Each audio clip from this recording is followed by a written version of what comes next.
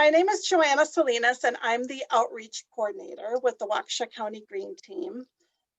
And for those of you unfamiliar with us, we are a volunteer-based nonprofit 501c3 here in Waukesha County, and we're focused on promoting environmental and economic sustainability throughout the county and communities through education, collaboration, and local action.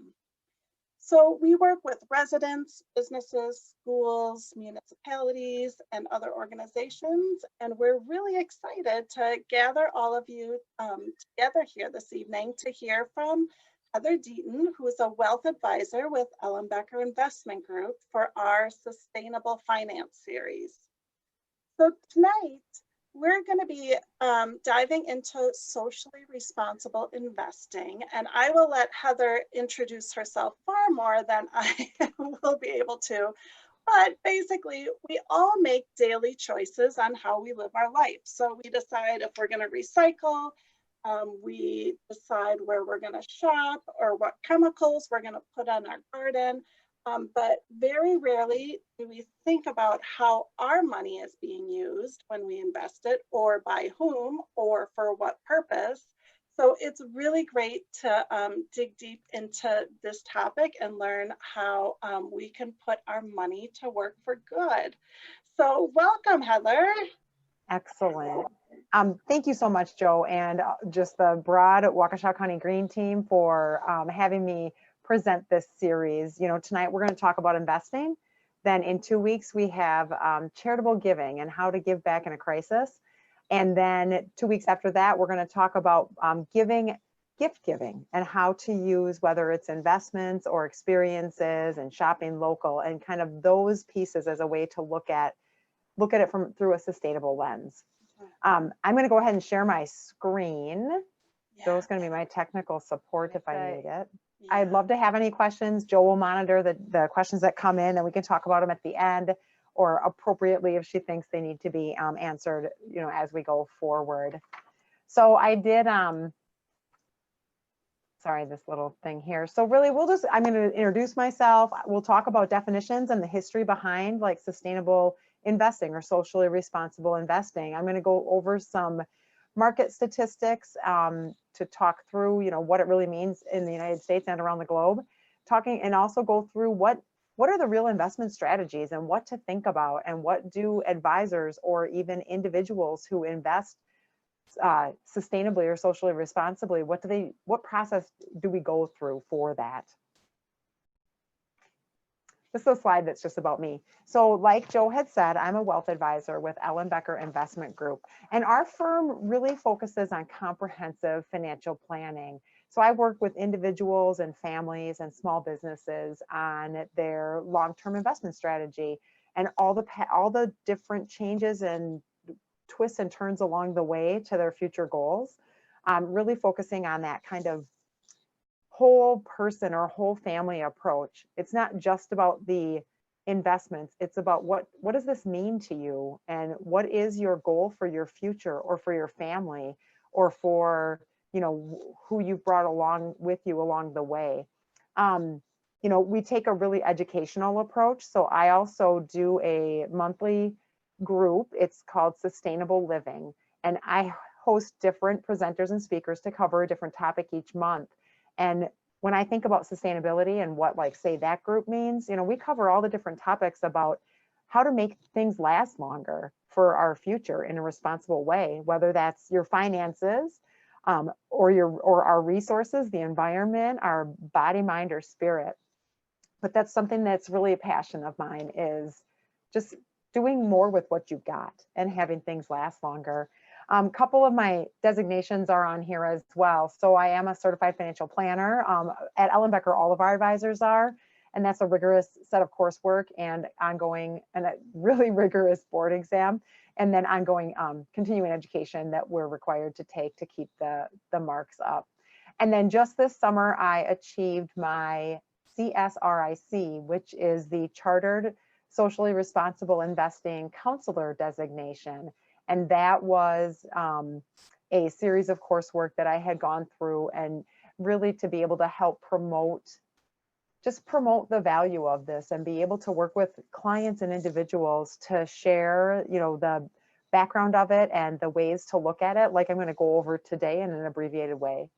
I have my family. I have pictures of my family here just to kind of give you a little insight. So this is me and my husband. We celebrated 20 years.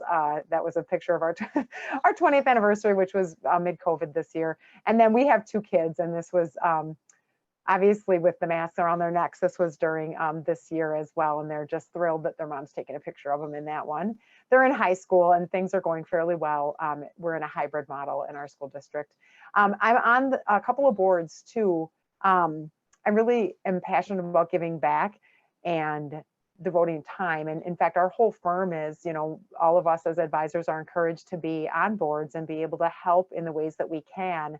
So one of the boards that I'm on is Fondy Food Center. Now this is in the city of Milwaukee. It's not related to Fond du Lac, the city at all, but it is part of our mission is to provide healthy food to underserved areas and also economic opportunity to small farmers and producers. So we run 2 different farmers markets. One is our kind of main farmers market, which is Fondy Farmers Market, and that's at the corner of Fond du Lac Avenue and North Avenue in the city of Milwaukee.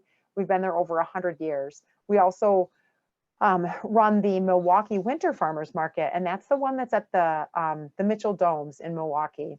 And then we also have farmland that we are able to run and provide farm land for to small farmers at an affordable rate.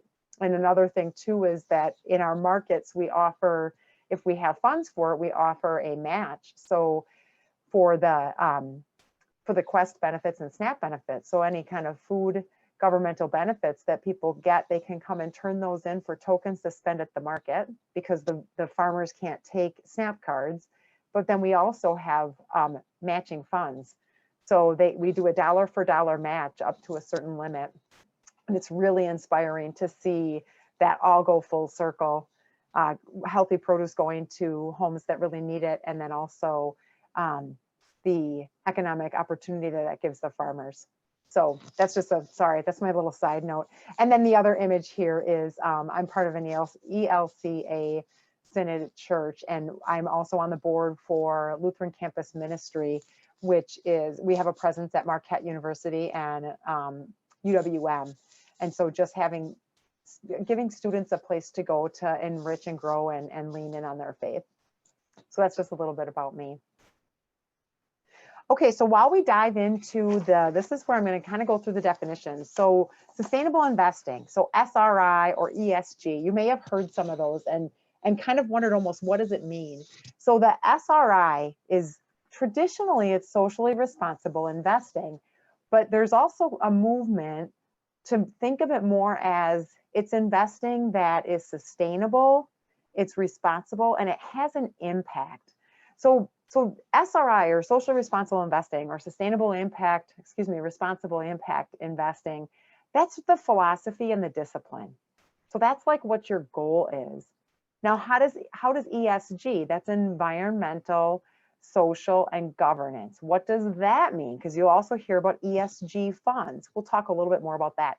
But that's the criteria. That's kind of the rules around the investments themselves. That's the criteria and the standards. So you'll see things like I said, ESG funds through like say BlackRock or through like iShares or through say a Vanguard or Baird. So that's some of that. So like as a whole, it really looks at wanting to identify what your values are and what impact do you want your investment dollars to have, or even the integration, like having an economic focus, but then also looking at just minimizing the risk that plays to the environment or to our society and social pieces, as well as governance, which is the more administrative side of companies.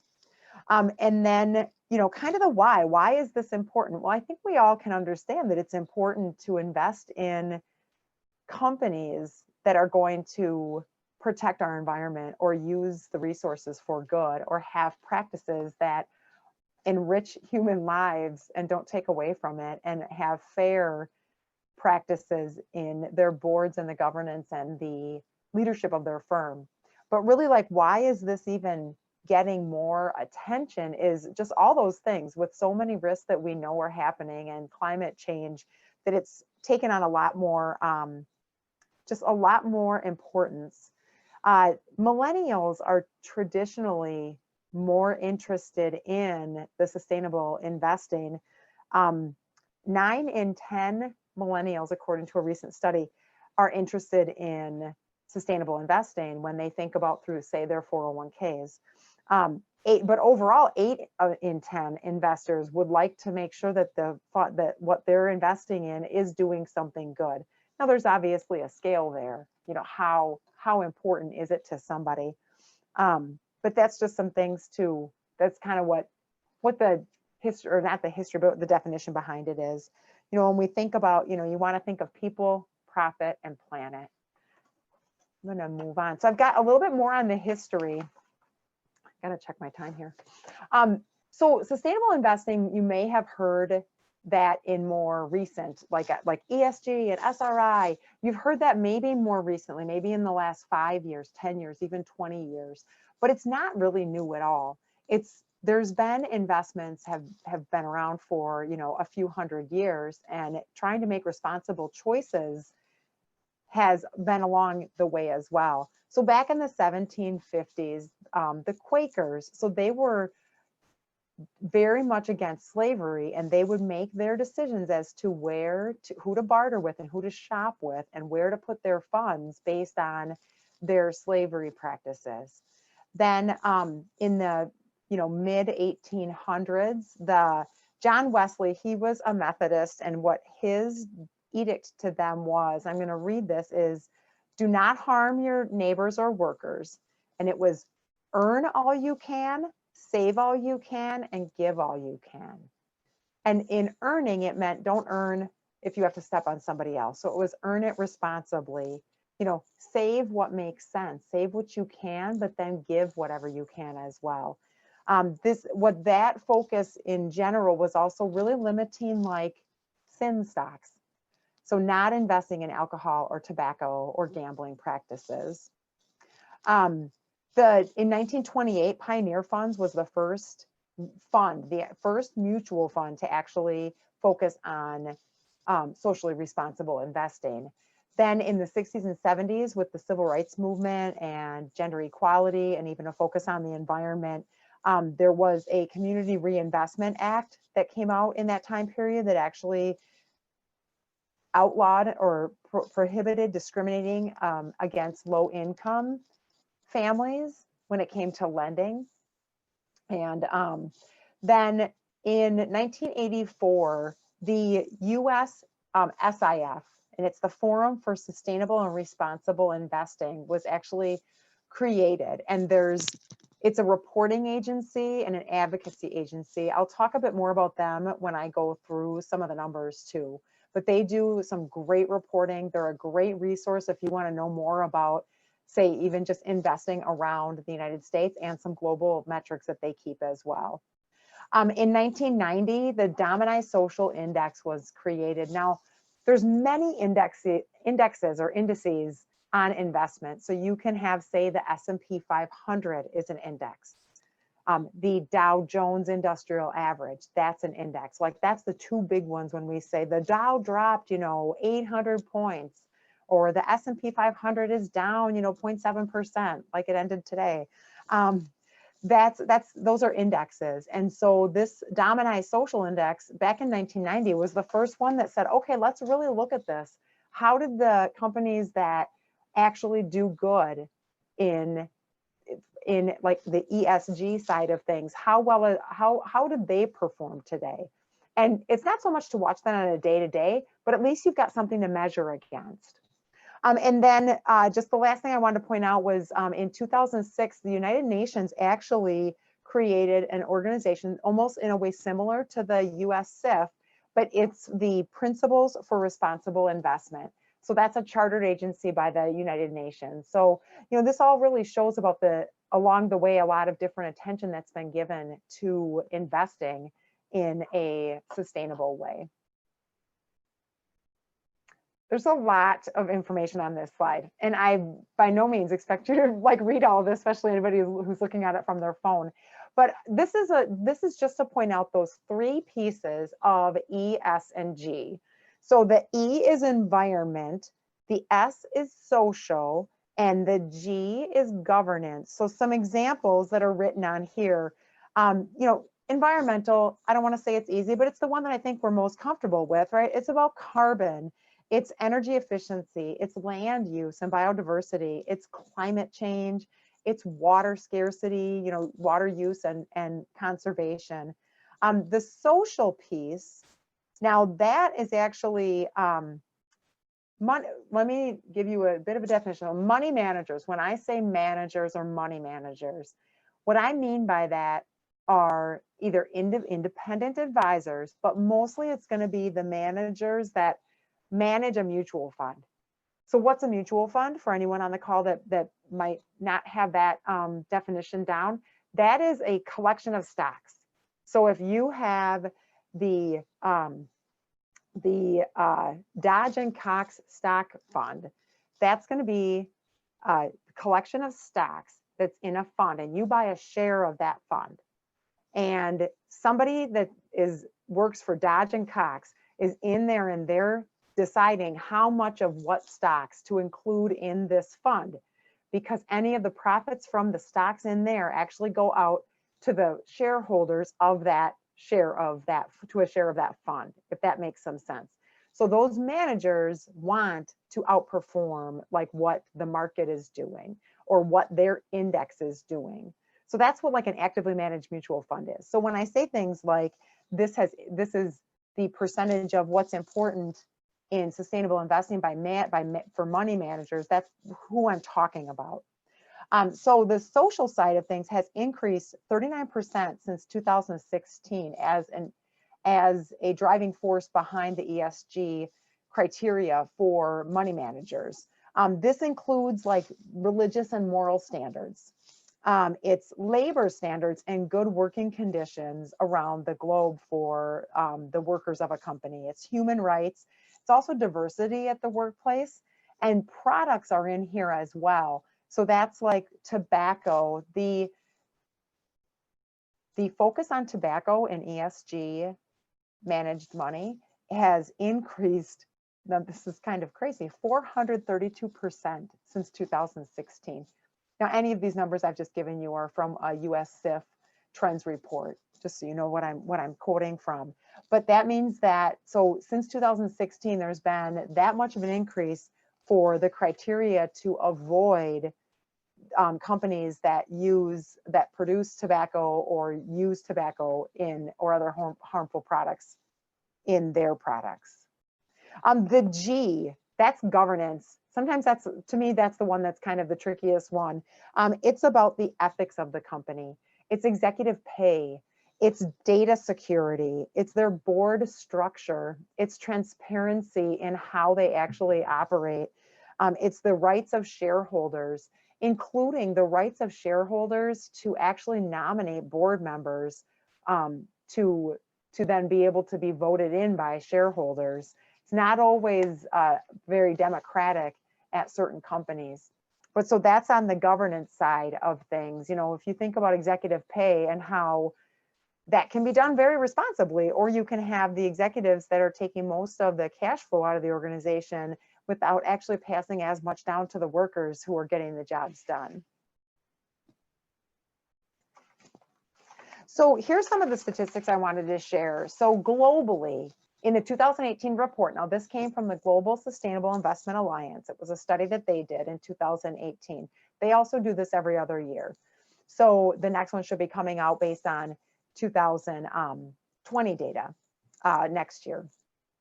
So globally, there are $30 trillion of investment dollars that are invested using ESG criteria. So actually looking at the company and how they perform in environmental, social, or governance, kind of in that lens. Europe has 14.1 trillion of their invested dollars. Now, what does that mean? That's about half of the investments in the invested dollars in Europe.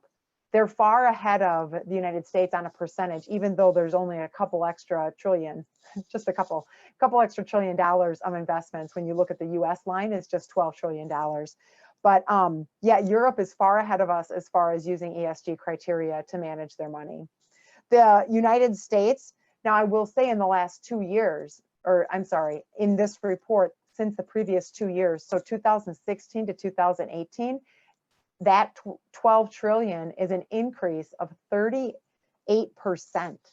growth in ESG investing, or SRI, social responsible investing. Now, most of this, I'll go through some of the strategies on how those investments could be managed and how to construct the portfolios. But that's it's really gained more popularity. And if you think about it, probably just also there's just more. There's a lot of movements that have come up in these last handful of years that really make you think more about where you want to invest your dollars.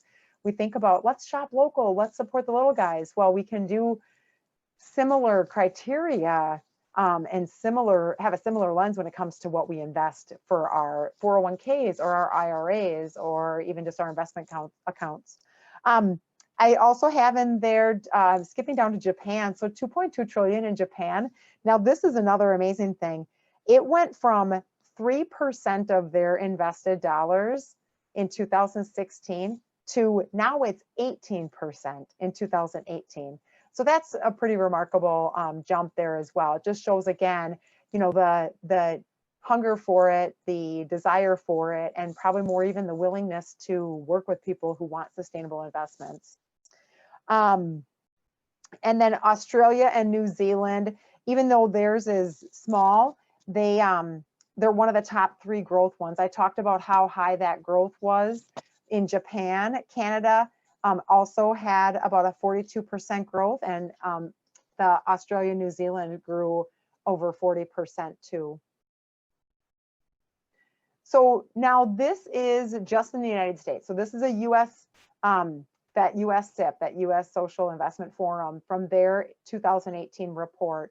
Now you can see, I'm not sure again how small your screens are, I'll read this to you. So going from left to right, over $2 trillion of investments from the money manager viewpoint.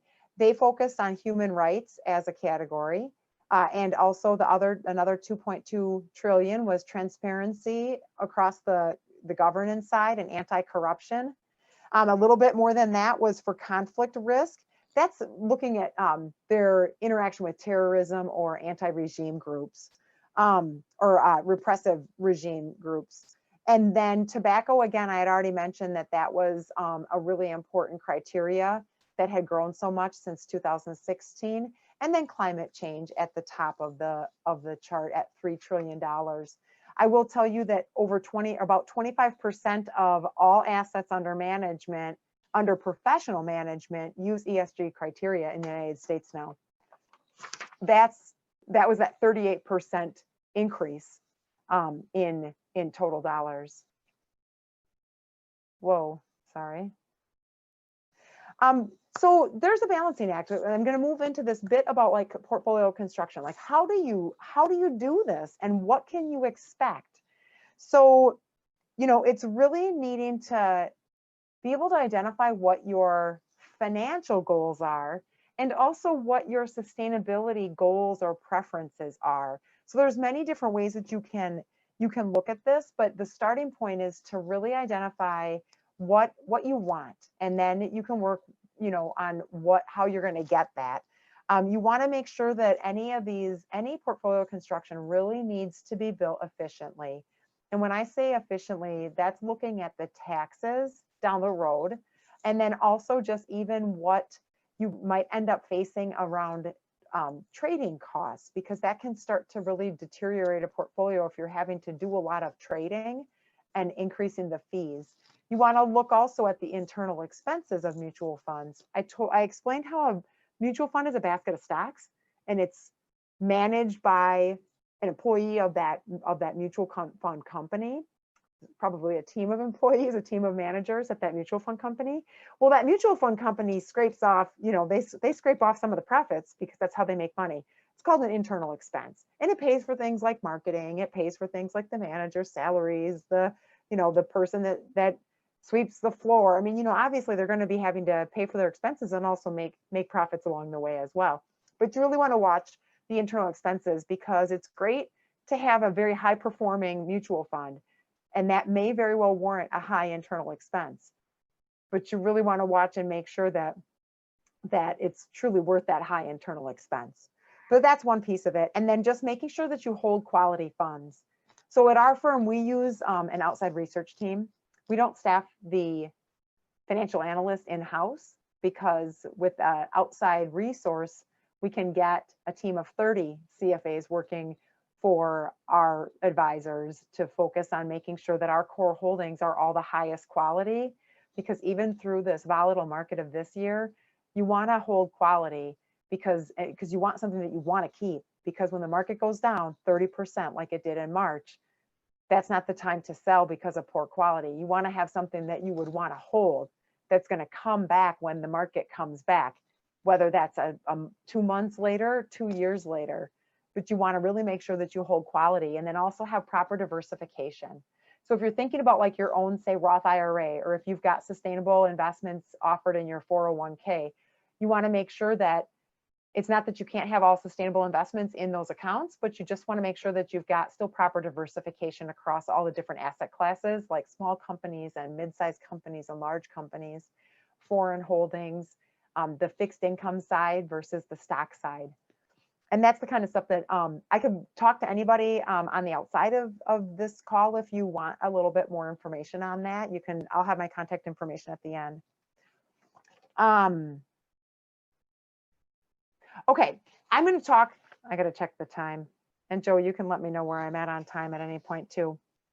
This is the handful of different strategies that you can use, or an advisor can use, to build and manage sustainable investment portfolios. So negative screening.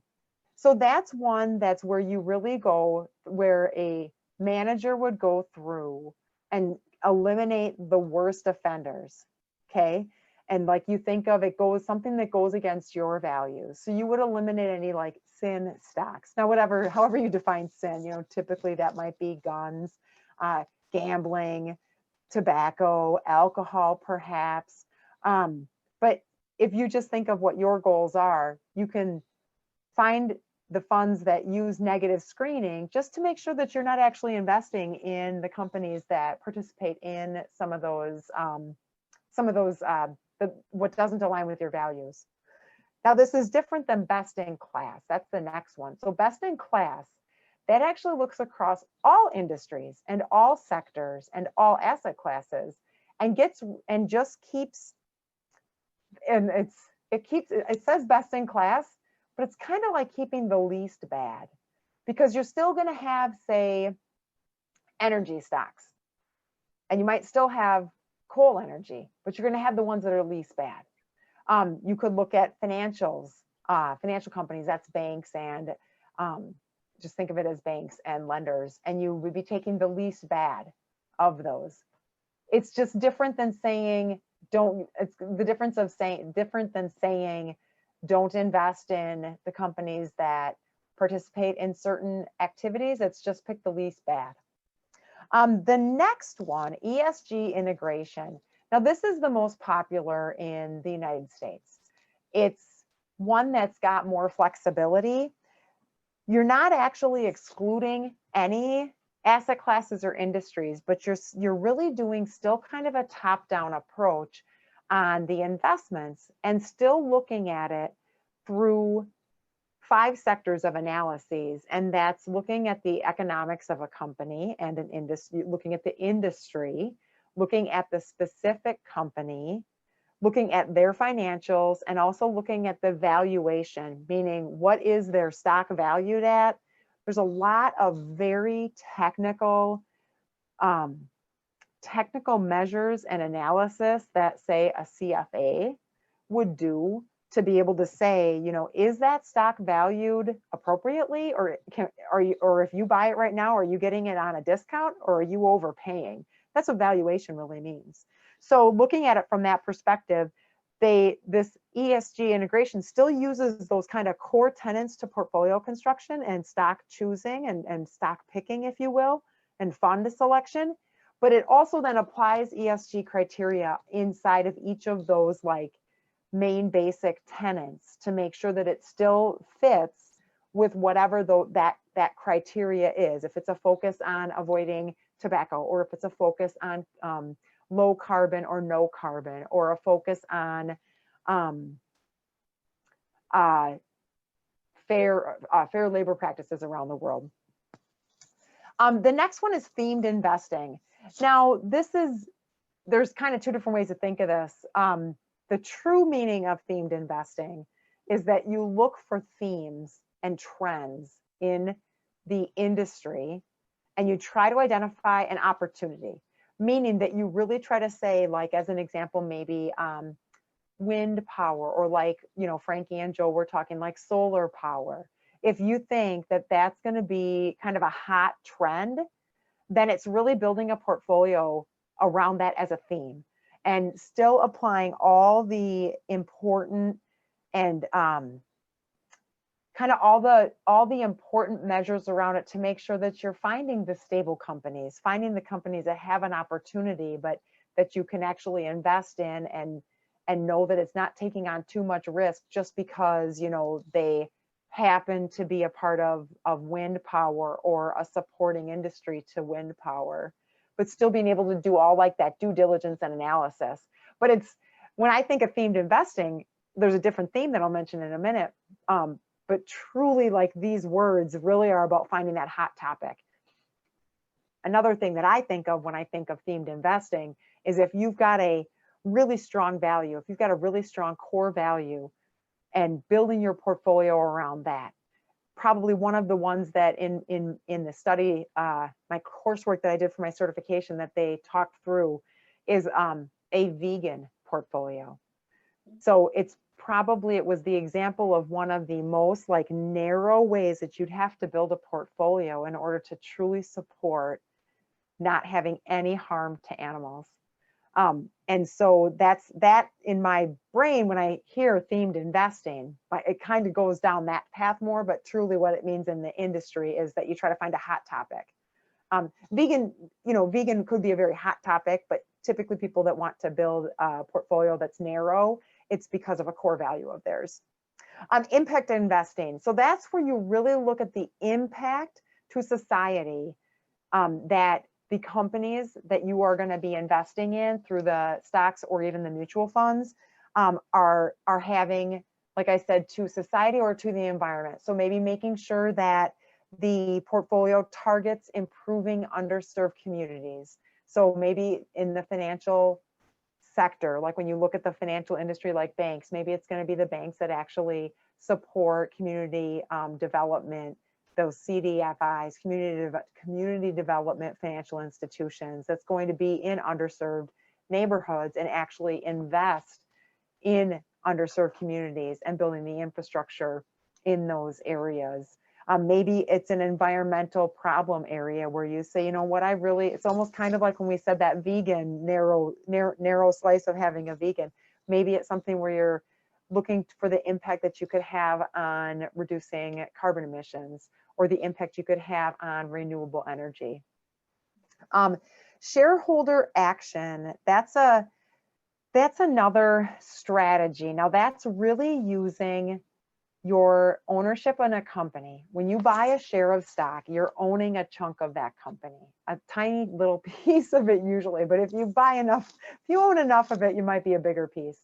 But using that shareholder action as a way to submit proposals to the company to make a change. Not all proposals end up making it to the shareholder annual meeting to actually be voted on, but many shareholder proposals do actually highlight changes that are desired and that the leadership of the companies do actually see that. So you might not make it all the way to like I said, the annual meeting to be voted on, but you very well could draw attention to the concern that you've got. Now, when I say the word you, I don't necessarily mean each one of you on the call that you're going to be buying a share in a company and then being able to write a letter to them, which I certainly think is wonderful and awesome. And even if you don't have a share in the company, and even if it's just that you don't like what they're doing, or you want to buy their product, but you just can't find yourself buying their product. But it's more about those money managers that manage those mutual funds.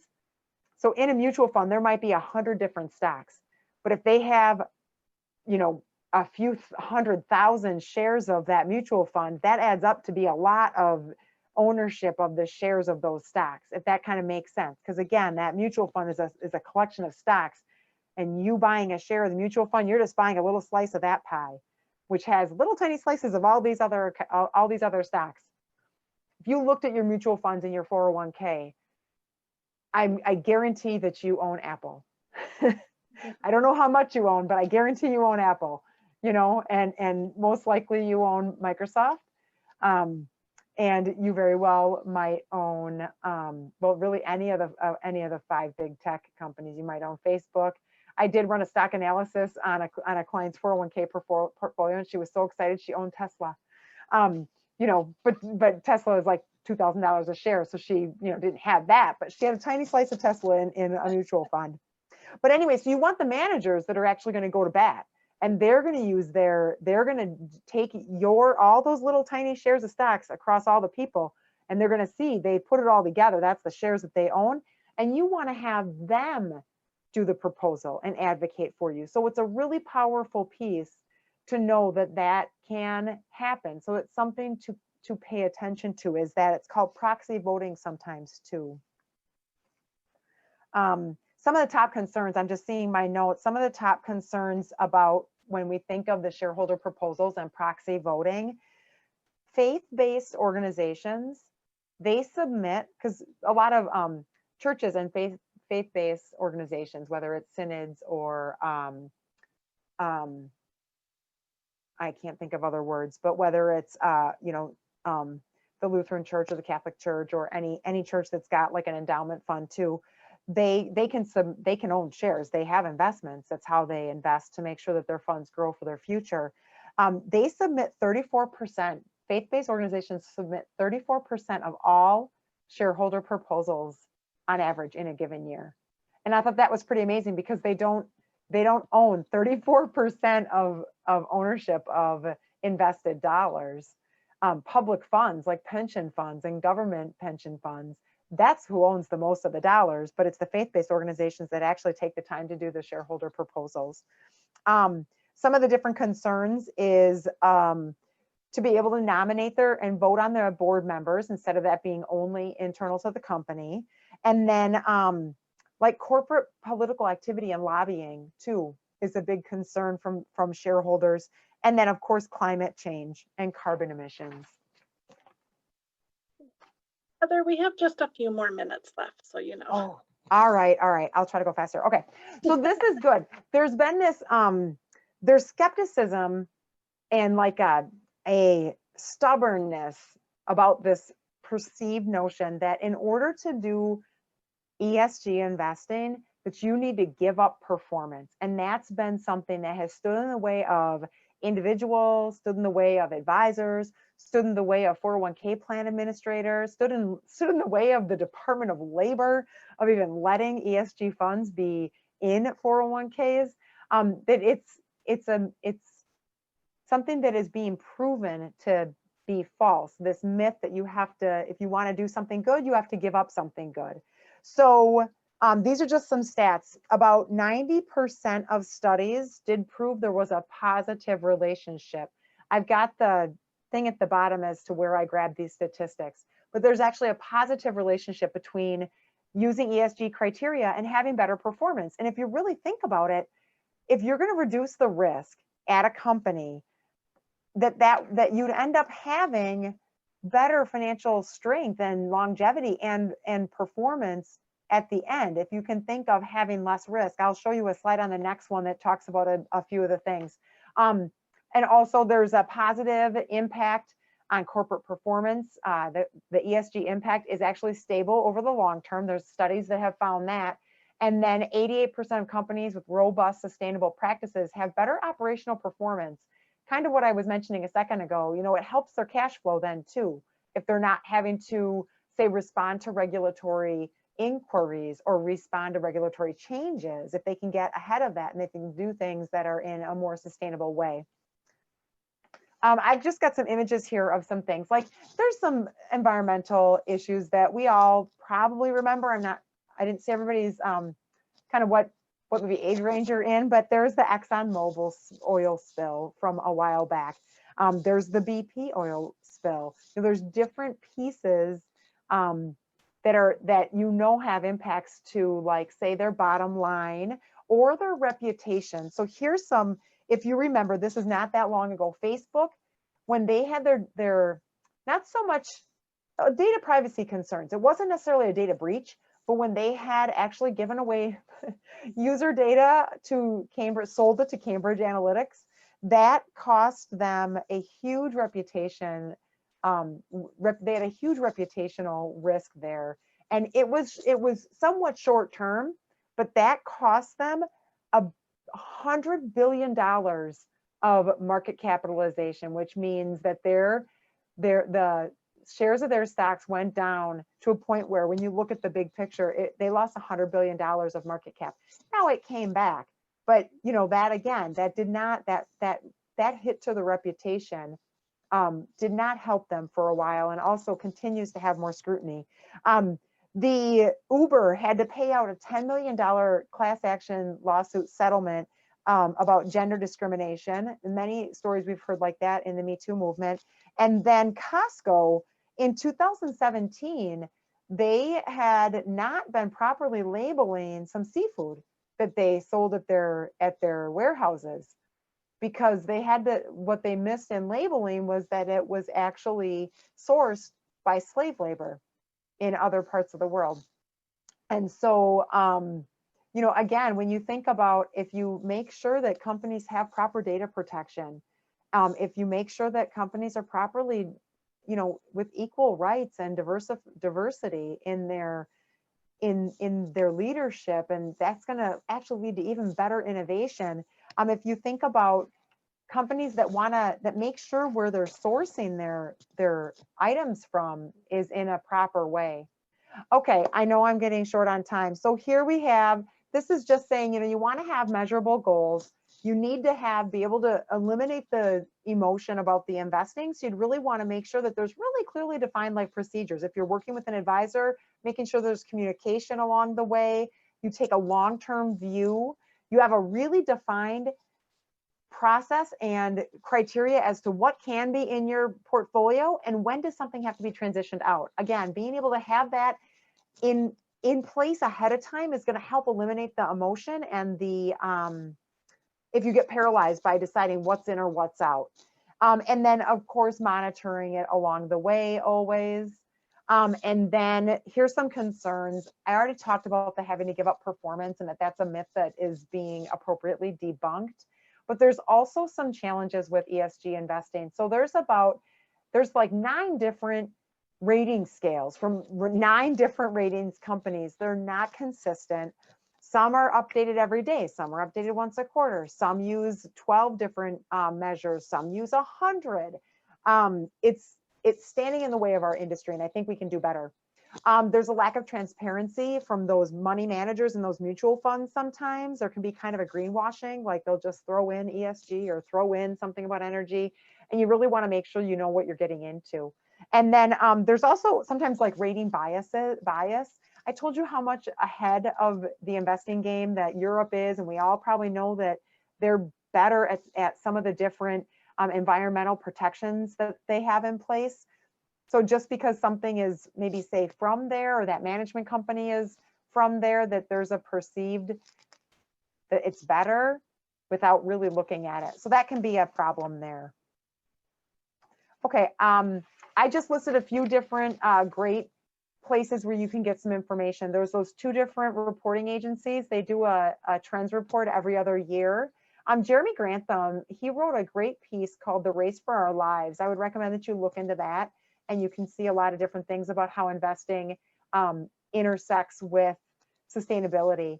And then, as you guys probably already know, the United Nations has their sustainable development goals. It's like 17, if I have that right. Yep, 17. It's a blueprint for like a better and more sustainable future. And there's in each of those, I think we could all make changes to be able to align ourselves better in many different categories, and just start small. Maybe grab one that really grabs you, and then think of how you can build that into your day-to-day life, and then also into your investment portfolio and how you view your future and what you're passionate about. And that's really it. I have a little parable, but I can skip because I know we're out of time. We can hear your parable. That's great. Okay. All right. Okay. Okay. So this is called the starfish parable. You may have already heard it. One day, the old man was walking along a beach that was littered with thousands of starfish that had been washed ashore by the high tide. As he walked, he came upon a young boy who was eagerly throwing the starfish back into the ocean one by one. Puzzled, the man looked at the boy and asked what he was doing.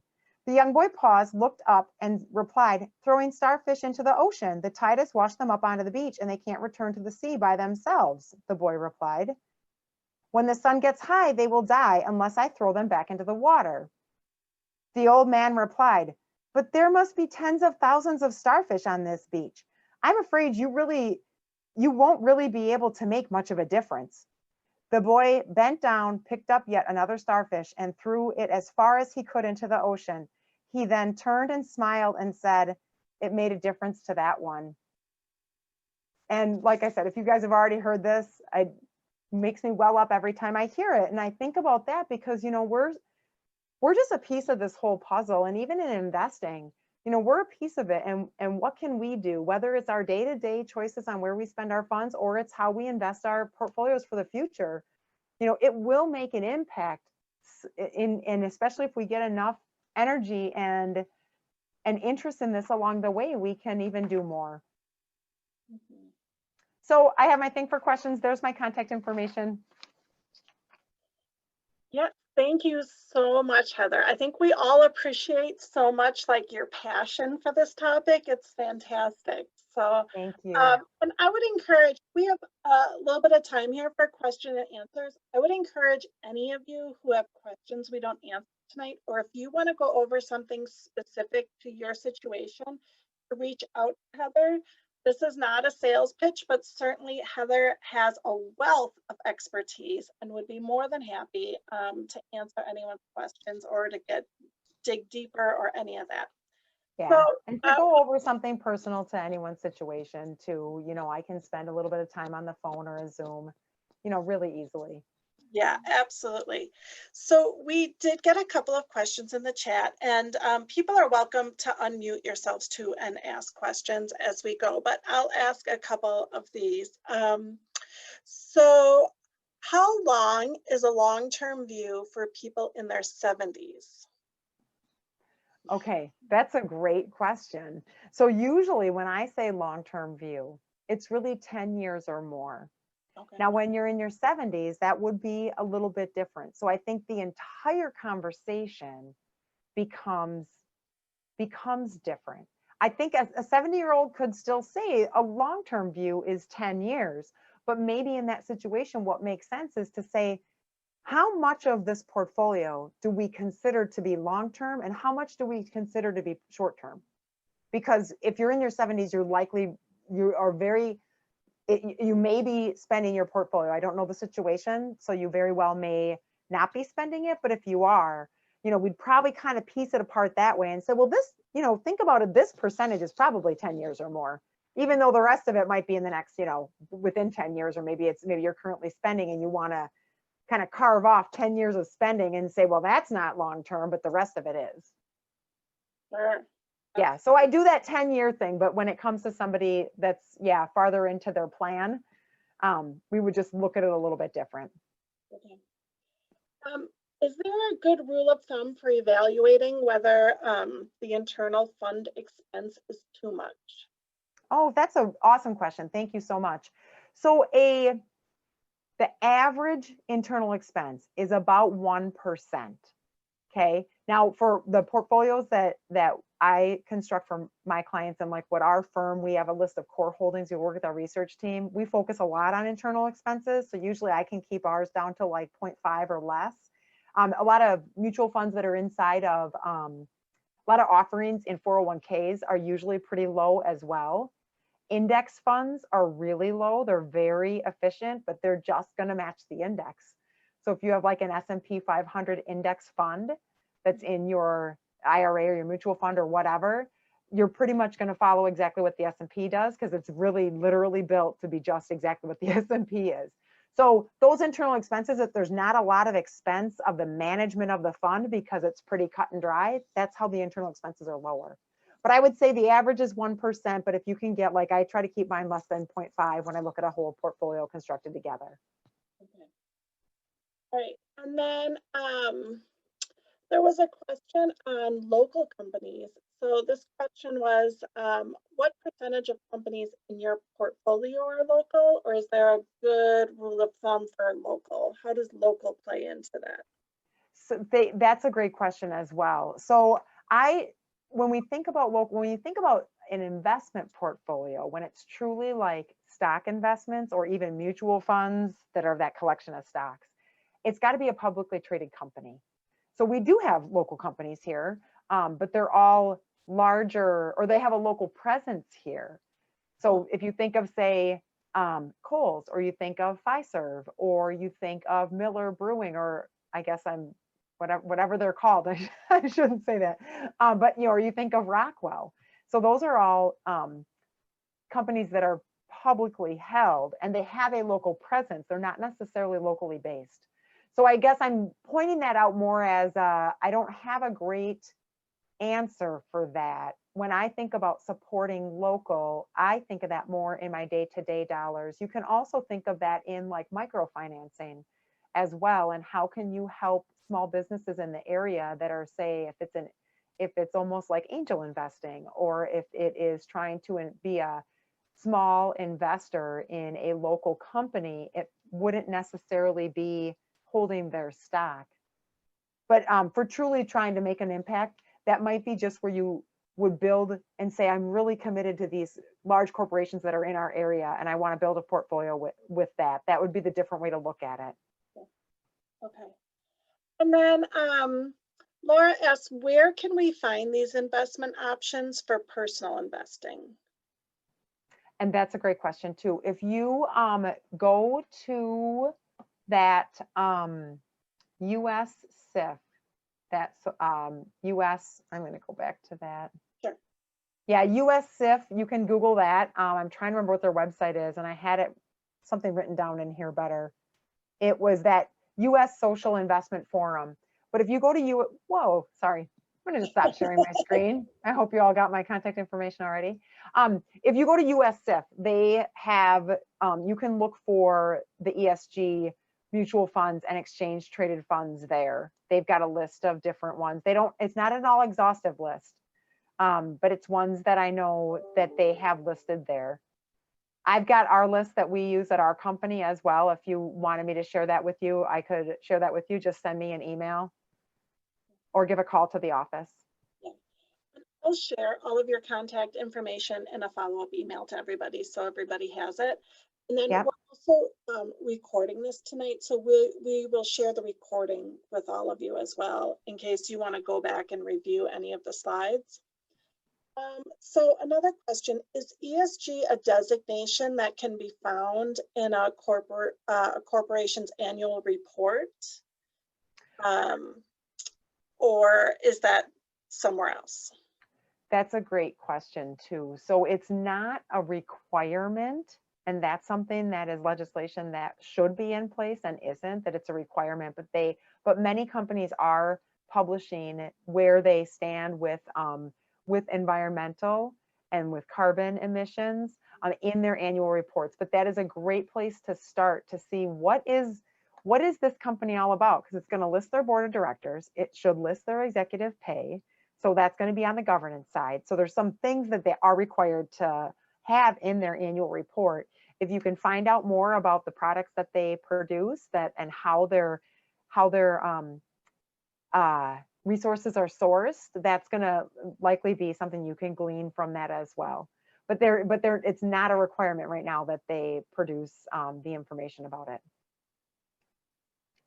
And then Laura just mentioned in the chat, going back to the microfinancing for local business, she said that Kiva or Kiva, K-I-V-A, is Kiva. it Kiva? I'm sorry, say that again. Well, I say Kiva. Kiva. I don't know. Okay. Yeah. Yeah, she said that's a great source for microfinancing for local business. So Kiva, and that's something I'll talk about in one of our other sessions too. I think it's the it actually kind of crosses charitable giving and gifting, but Kiva is great, and they've only more recently started with having U.S. entrepreneurs be able to have it's micro lending. So you can say, like, you lend out, say, $25, and we started doing that a handful of years ago, several years ago, and we lent to people in Tanzania to start their business or to improve their business. Like maybe they had a small shop, or maybe they were, needing to get an infrastructure. They need to buy a bike to be able to go deliver things. You lend them $25, or you lend them $100, or whatever dollar amount you want. And then over time, they pay you back. And then they pay back a little bit of interest, and then you can take that and you re-lend it to somebody else. But now they also have United States based entrepreneurs. In fact, during COVID, we did one of our lending to a female entrepreneur in Minnesota. Okay, that's excellent. So Frankie did point out, she said that she's given them money thinking she was going to get money back, but then she never got any money back. So is that guaranteed you get money back, or is that just if that local business is able? So are you talking about through Kiva, Frankie? Yes. Yeah. She nodded yes. Okay, so that is a risk, is that you lend it, and just like when you lend anything to anybody, they could not pay it back. You're right, they can default on the loan. You can also see their default rate, their kind of rating, because many times people are coming back for a subsequent loan to do more improvements or grow their business better. But yeah, thanks, Frankie, for pointing that out. You're right, that's the risk with that. It is definitely a charitable thing that you do when you lend that. It's not something that you're doing to speculate or make a lot of money on. Yeah. So could you just spend just a minute, Heather, on, so what's next? So we've come to this presentation and now we're saying, yes, I want to do this. What might people's next steps be? So one place is a great place to start is if you have a work provided retirement plan, like a 401k. Because that's an easy place. You've already got the investment set up. You can look and see what kind of ESG funds are available there. If there aren't any, then you write to you email your plan administrator, your HR department, and you get all of your coworkers to email, and you get all of their, you get everybody to continue to email to ask for that. So that's one piece. Now, if you also have outside investments or you're looking to invest, then you'd have to you can either open up a self-directed, say an IRA or a Roth IRA, or just an individual or joint account where it's going to be funds that you add and that you invest in. So you could do that on, say, on the Schwab platform or on the TD Ameritrade retail side. Then you can select whatever funds you want to invest in. So you'd want to do some research on each of those, look at their internal expenses, but you could start, say, at that US SIF, or if you want to contact me, I can share with you some of the funds that we invest in as a starting place. If you want to work with an advisor, that would be say you could reach out to an Ellenbecker, you could reach out to me, and then, you can open up an account with an advisor working with you. And then you also, then you work with them and they can really manage, I manage the portfolio construction, I manage the monitoring and all the trading and making sure that we are in the best of the best as you move forward and working with you along the path. So that's kind of what could be next. You can totally do it on your own. You just need to be able to do the research around it, or you can work with an advisor. And like I said, I like the idea of writing, trying to advocate to get your 401k to offer it. And if they don't have a Roth option, advocate for that too, because that's really, really important. Tell all my clients that I'm make sure that you can get your 401k to have a Roth option, but that's a whole different, that'll have to be a seminar for next year. Absolutely. And so we're just about out of time. There are some more questions coming into the chat. So if we did not answer any of your questions, feel free to reach out to Heather with those questions. Just for clarification, Stacy asked, in US CIF website, there's a list of institutional members. Is that the list you're referring to? That would be a part of it. And I think that there is also the list of funds too, from what I remember seeing. And I can try to share that with you for the recap, Okay. if that's helpful, just how to get to that list on US CIF. Sure, that would be great. That would be great. So I want to thank everyone for joining us this evening. This was the first in a sustainable finance series. So we invite you back in 2 weeks, and then 2 weeks after that on Wednesday evenings at 6:30.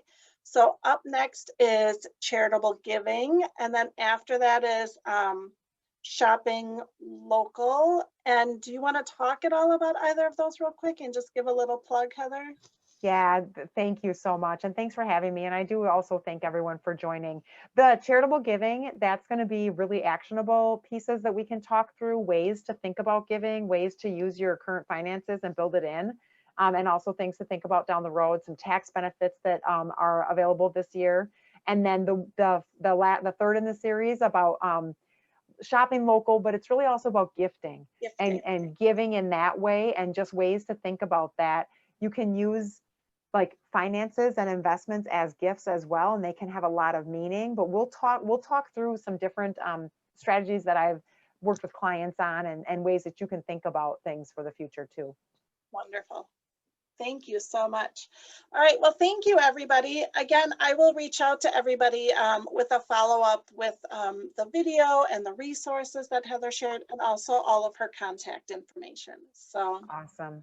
All right. Well, yeah, thanks, guys. It's great to see you. See you in a couple weeks.